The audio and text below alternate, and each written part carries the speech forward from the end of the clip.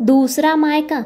अच्छा सा लड़का और परिवार देखकर आरती की शादी कर दी गई और वो अपने ससुराल आ गई। ससुराल में इतना बड़ा परिवार तो नहीं था, फिर भी सास ससुर देवर ननद सभी लोग थे। उस परिवार की बेटी प्राची उस परिवार की सबसे लाडली थी। अपनी भाभी के आने से उसे ऐसा लगा मानो उसे एक बड़ी बहन मिल गई हो। वह बहुत ही प्यार से अपनी भाभी के साथ रहती थी। आरती भी उसके साथ उतने ही प्यार से पेश आती थी। प्राची अपने पापा का बहुत ज़्यादा ख्याल रखती थी। अपने पापा का हर काम करना उसे बेहद पसंद था। जब वह नहाने जाते तो उनके कपड़े उनसे पहले ही बाथरूम में रख दिए जाते।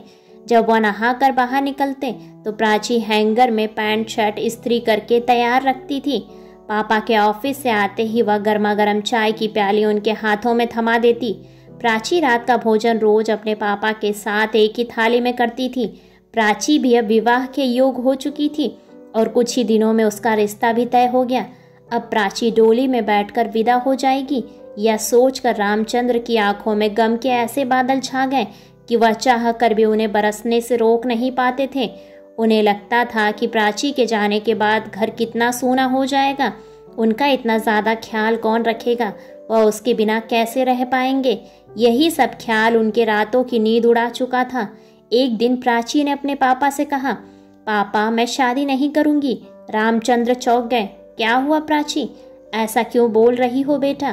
पापा मैं आपके बिना रहने की कल्पना मात्र से ही सिरह जाती हूँ। मैं आपसे दूर नहीं जाऊंगी, फिर मेरे पापा का ख्याल कौन रखेगा? प्राची बेटा, हर बेटी को एक न एक दिन विवाह के बंधन में बंधकर ससुराल तो जाना ही पड़ता है, इसका कोई दूसरा रास्ता नहीं है। आखिरकार प्राची का विवाह संपन्न हो गया।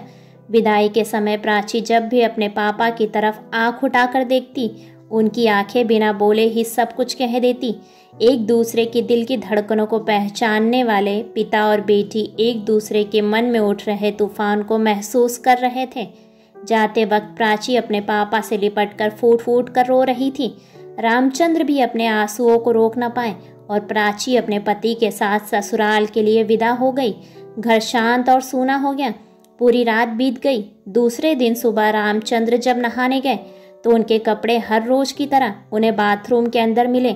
वह हैरान थे। नहाकर जब वह बाहर निकले तब पैंट शर्ट का जोड़ा इस्त्री किया हुआ हैंगर पर उनका इंतजार कर रहा था। जब शाम को वह वापस लौटे तब उनकी बहू आरती प्राची की तरह ही चाय का प्याला पानी के गिलास के साथ लेकर आई। आरती की तरफ देखकर रामचंद्र को उसमें अपनी बेटी प्राची का रूप दिखाई देने लगा। उन्हें ऐसा महसूस हो रहा था मानो उनके सामने प्राची ही खड़ी है। रामचंद्र की आंखों में उस वक्त खुशी के आंसू छलक आए। उनकी पत्नी चंद्रा भी यह देखकर खुशी से फूले नहीं समा रही थी। अपनी बहू पर उसे नाज हो रहा था। उसने अपने पति से कहा, एक बेटी गई लेकिन दूसरी हमारे पास हमेशा के लिए आ गई है। रात में भोजन का समय हो गया। सभी लोग भोजन करने बैठ गए। तब आरती को आवाज लगाई, आरती बेटा आ जाओ, हम दोनों एक साथ एक ही थाली में खाना खाएंगे। आरती आश्चर्यचकित रह गई। वह आई और अपने पिता के पास बैठ गई। रामचंद्र ने अपनी थाली से रोटी का पहला निवाला उठाकर अपने हाथों से प्यार से उसे खिलाया और कहा, आरती बेटा आज से हम दोनों हर रोज साथ में खाना खाएंगे। मैं नहीं जानता था कि मेरी एक बेटी विदा हो गई, लेकिन दूसरी बेटी तो मेरे पास है। आरती ने खुश होकर कहा, हाँ पापा, हम दोनों अब से रोज साथ में खाना खाएंगे। इतना कहकर आरती सोचने लगी, कौन कहता है कि बेटी विदा होकर ससुराल जाती है? मुझे तो ऐसा लगता है बेटी एक मायके से विदा होकर दूसरे मायके ही आती है, जहाँ बहन भाई माता पिता उसे और मिल जाते हैं। कुछ दिनों के बाद प्राची पग फेरे के लिए वापस आई। शाम का वक्त था। वह अपने ससुराल की बातें सब लोगों को बता रही थी। तभी उसके पापा आए और उनके आते ही प्राची ने देखा उसी की तरह आरती चाय का प्याला और पानी का गिलास लेकर आ गई और पापा ने प्यार से आरती के हाथ से चाय ले ली। प्राची यह देखकर मन ही मन खुश हो रही थी।